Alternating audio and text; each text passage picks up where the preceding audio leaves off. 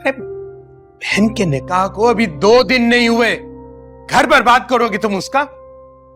हाँ तो हो जाए बर्बाद।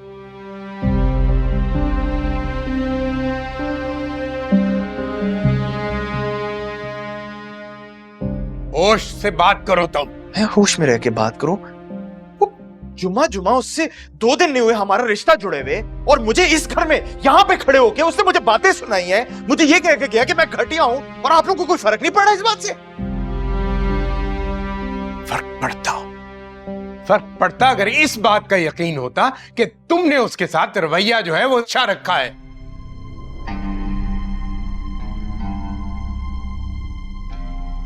लेकिन नहीं। अरे उसका कोई दिमाग खराब तो नहीं है ना कि वो यहां खड़े होकर तुम्हें घटिया कहकर चला जाए। अच्छा यानी कि आप कह रहे हैं कि गलती मेरी है? हो भी सकती है। नहीं हो भी सकती है क्या? आप कहें ना मेरी गलती है, 100% मेरी गलती है। सरफराज, बात को रबड़ की तरह मत खींचो। अच्छा, यानी कि आप चाहती हैं कि एक शख्स जो इस घर में आके मुझसे बदतमीजी करके गया है, मैं उसकी तारीफें करूं, जमीन आसमान एक कर दूं उसके लिए? यही चाहती है ना आप?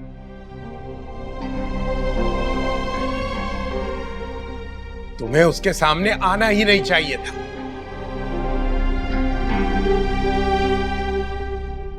ना तुम यहां आते ना बात बिगड़ती। ओ अच्छा, यानी कि अब जो कुछ भी इस घर के अंदर होगा उसकी मर्जी से होगा। मुझे एक बात बताएं, बेटी का तो रिश्ता दे रहे हैं आप उसको, साथ साथ घर भी उसके नाम कर रहे हैं। बदतमीजी मत करो सरफराज। मैं बदतमीजी नहीं कर रहा, मुझे सिर्फ आज ये अंदाजा हो गया कि इस घर में मेरी हैसियत क्या है।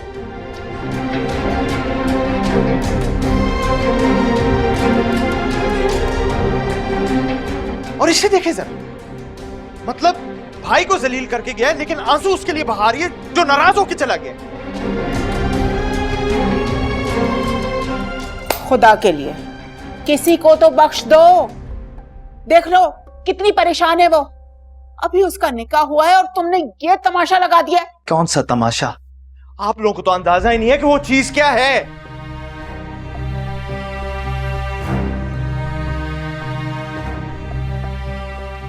मतलब इससे उसका क्या ताल्लुक है? हाँ, मुझे यहां खड़े होके कहता है कि तुम शैतान सिफ्त हो और ये पता नहीं तुम्हारे साथ मजबूरन रह रही है। आपकी बहू से उसका क्या लेना देना? खिज़र की जगह कोई और होता ना, वो भी यही बोलता। ये वाकई भाभी की हिम्मत है जो आपको बर्दाश्त करेंगे। ना भाभी की इज्जत का ख्याल है, ना बहन के घर का ख्याल है।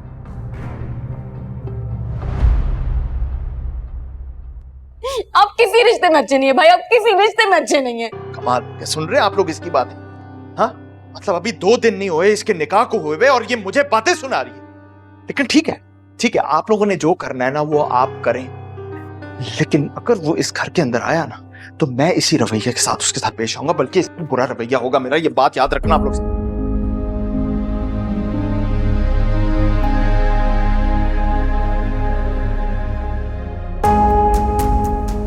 अपनी बहन का घर बर्बाद करके ही दम लेगा। क्या कह रहे हैं आप? क्यों डरा रहे हैं? देखा इसका रवैया। वक्त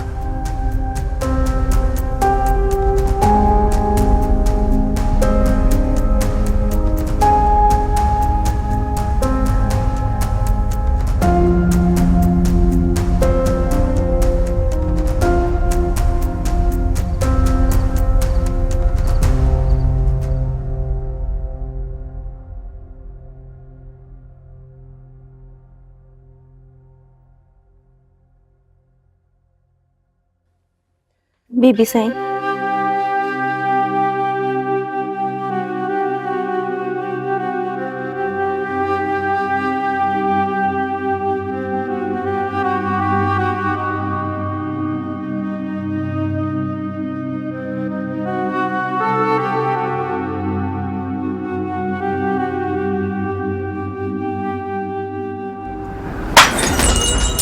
दिल नहीं भरा था उसका।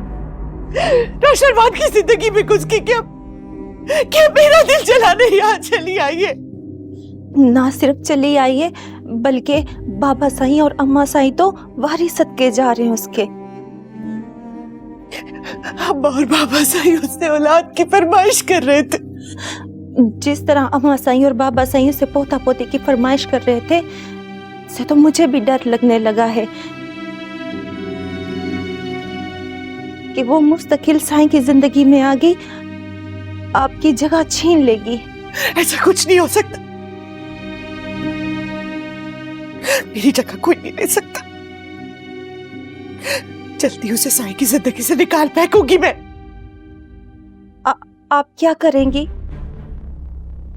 वो तो गई है यहाँ, पर यहाँ से सीधा वापस नहीं जाएगी।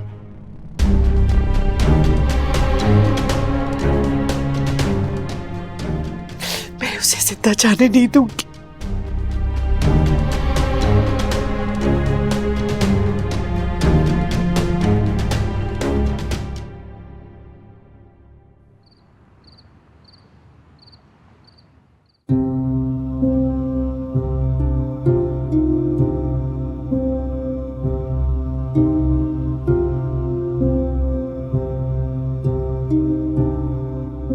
तुम लोगों के आने से बहल गए हैं, वरना इतने दिनों से सिर्फ मरने की बातें कर रहे थे। आप परेशान ना हो, इंशाल्लाह बाबा साईं को कुछ नहीं होगा। इंशाल्लाह। हमारी तो बस अब यही दुआ है कि इनसे पहले हमारे जाने का वक्त आ जाए।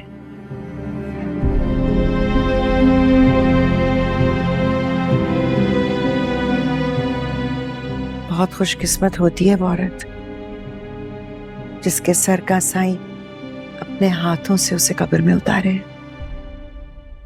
आप बहुत मोहब्बत करती हैं ना बाबा साईं से? बहुत,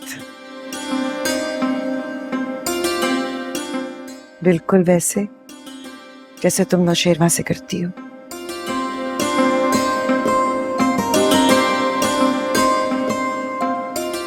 करती हो ना? जी। बस इसी तरह उससे मोहब्बत करती रहना।